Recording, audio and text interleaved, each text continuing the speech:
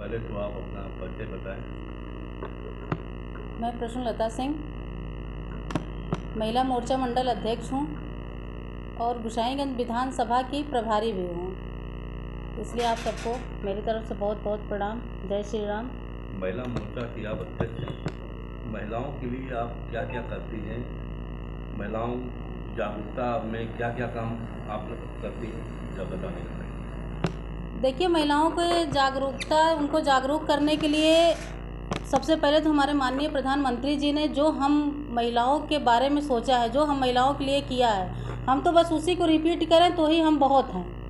हमारे लिए बहुत कुछ ऐसा हुआ, फिर भी मैं गांव-गांव प्रधानमंत्री ने क्या क्या कार्यक्रम किया है वो आप बताएंगे? महिलाओं के अभी तक आपने क्या किया जी, जब से आप पार्टी का पदाधिकारी हैं जी। आपने क्या?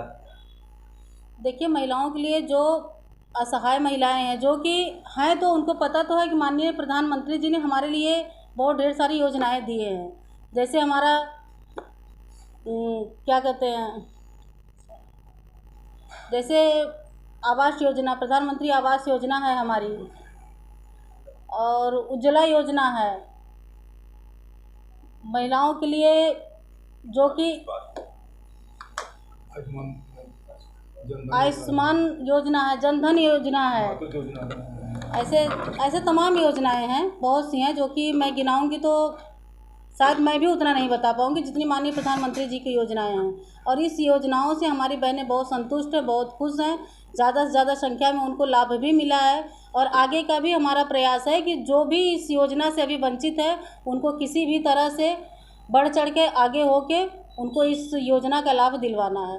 मेरा मुख्य लक्ष्य यही है कि माननीय प्रधानमंत्री जी ने हम लोगों के लिए, हम मातृशक्तियों के लिए जो भी योजना लेके आए हैं, या जो भी उनका है हमें मिलना है, उसको हम हर बहनों तक, हर नारी शक्ति तक पहुंचाने का प्रयास करेंगे। भाजपा में आने का आपका उद्देश्य क्या है?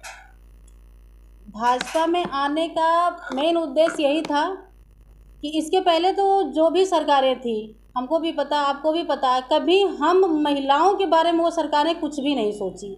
मतलब हमारा सिर्फ यही था, हम महिला हैं, मुझे घर के अंदर रहना है, मुझे खाना बनाना है, मुझे चूल्हा चौका करना है, मुझे मायके से लेके ससुराल तक बस हमारी यही दिनचर्या थी। मायके में भी यही बोला जाता था, हम लोगों की दादी, आजी, मम्मी यही बताते थे कि बस बेटा ससुराल में जाके करना क्या है, इसको सीख लो। पढ़ाई का भी बहुत ज़्यादा उद्देश्य नहीं होता था। तो हम लोग जितना देखे हैं उसको मैं लेके चलना चाहती हूँ कि आने वाली नई पीढ़ी में ऐसा कुछ न रहे। जो बेटा कर सकता है वही बेटी भी कर सकती है। वैसे मैं ऐसे परिवार से नहीं हूँ, मेरी फैमिली ऐसी नहीं थी कि मुझे बेटी ही बना के रखी है, और शायद उसी सब का देन है जो मैं इतना अपने आप को मजबूत समझती हूँ।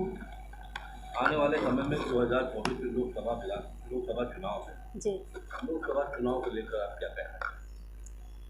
देखिए, लोकसभा चुनाव जो है हमारे अम्बेडकर नगर के लिए जो है, जैसे सुनने में आ रहा है कि अम्बेडकर नगर की सीटें नहीं निकलती है। मेन चीज़ तो है कि हमारे गोसाईगंज विधानसभा में ना ही हमारे पास सांसद हैं हमारी पार्टी के, ना ही हमारी पार्टी के विधायक हैं। इसलिए हम जितने भी कार्यकर्ता हैं इससे तो बिल्कुल निष्क्रिय अपने आप को मानते हैं। इसलिए हम लोगों का बढ़ चढ़ के हिस्सा इसमें लेना है कि किसी भी तरह से गोसाईगंज अम्बेडकर नगर लोकसभा 55 में हमें सांसद बनाना है। और मेरा तो उद्देश्य भी है, अपनी सोच भी है, और चाहती भी हूँ कि माननीय प्रधानमंत्री जी ने जब हम महिलाओं के लिए, हम नारी शक्ति के लिए 33% आरक्षण दे ही दिए हैं, तो मुझे अम्बेडकर नगर में महिला सांसद ही चाहिए, और उसके लिए मैं भी दावादारी करूँगी।